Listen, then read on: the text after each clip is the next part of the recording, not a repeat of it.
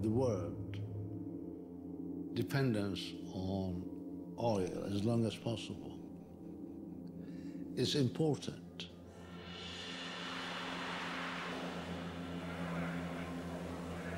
Not 1 in 50, not 1 in 100 of the people in our country have any inkling of the potential problem that we're facing.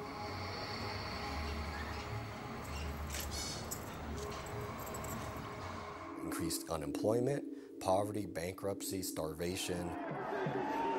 They're all kind of the things that happen when a society collapses.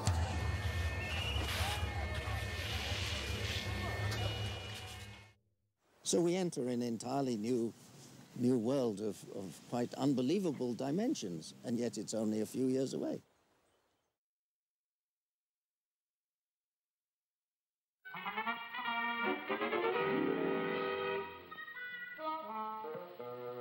Hello, folks.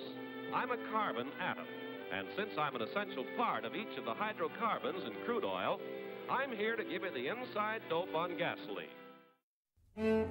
Oil is not like wheat. We are not growing it every year. Oil is the outcome of many millions of years of geological history. The great bulk of the world's oil was formed at just two very brief moments of extreme global warming 90 and 150 million years ago.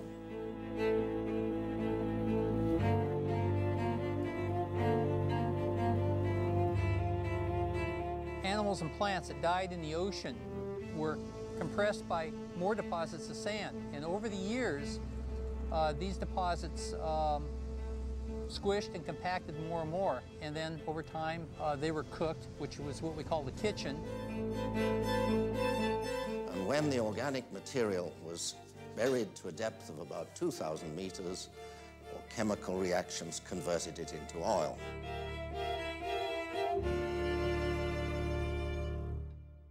This was formed once, briefly, over geological time. And so we are using this stuff up over 1 or 2 centuries.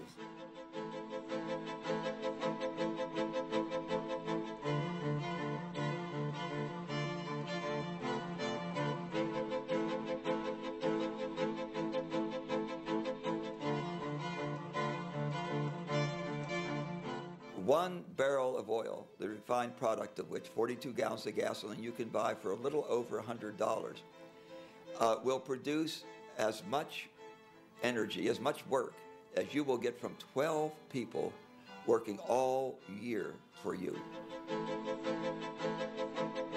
Take an average man performing physical labor for 25,000 hours to produce the amount of energy that's contained in that 1 barrel of oil.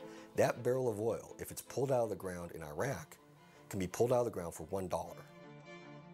You invest $1 and you get back 25,000 hours of human labor. That's an energy source that is so dense, it's essentially free energy.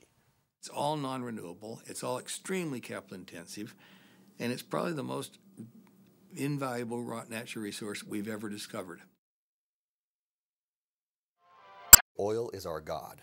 I don't care if somebody says they worship Jesus, Buddha, Allah, whoever. They actually worship petroleum.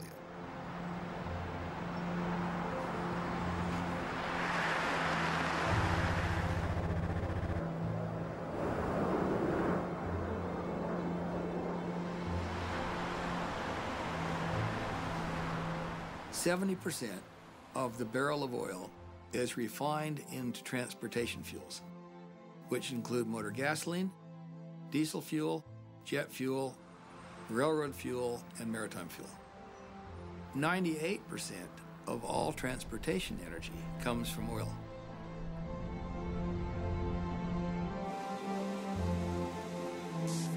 Construction of an average car consumes somewhere between the energy equivalent of 27 and 54 barrels of oil, depending on whose statistics you use. A computer, the construction of the average desktop computer, consumes 10 times its weight in fossil fuels. A microchip consumes 630 times its weight in fossil fuels during its construction. For every calorie that you eat in the United States, and probably a similar number in other industrialized nations, requires 10 calories of hydrocarbon energy.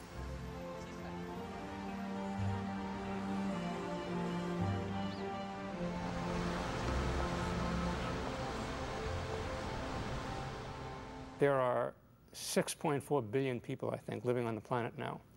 Most of them are reasonably well fed, and that's a consequence of what was called the Green Revolution in the second half of the 20th century. The Green Revolution consists in very large measure of fertilizing land with petrochemicals, fertilizers that are derived from petroleum. Farming has changed more in the last 50 years than it did in the previous 1,000. A farmer today can work 5 times the land his father worked and still have time for leisure that his father never knew.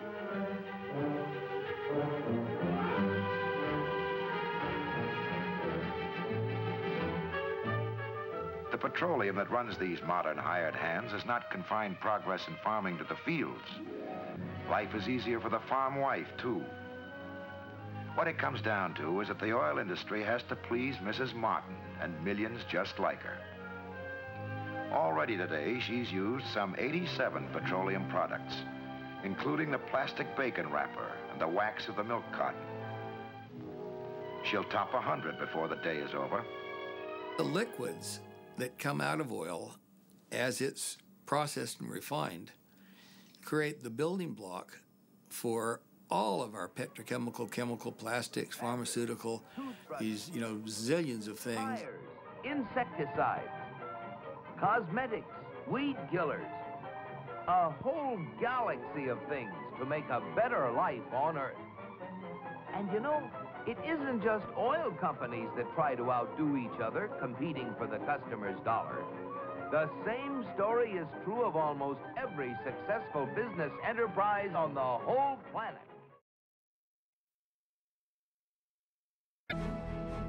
McCamey was a boom town for many, many years.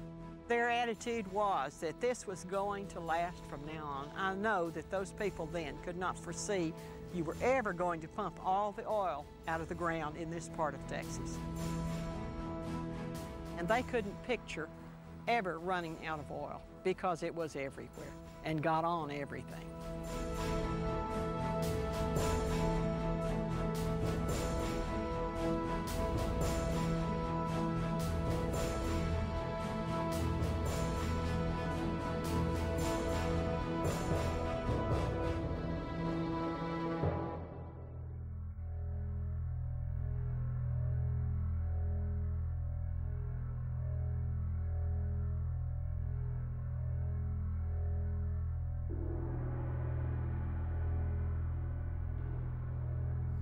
Of course, now we realize that you're going to deplete your supply sooner or later.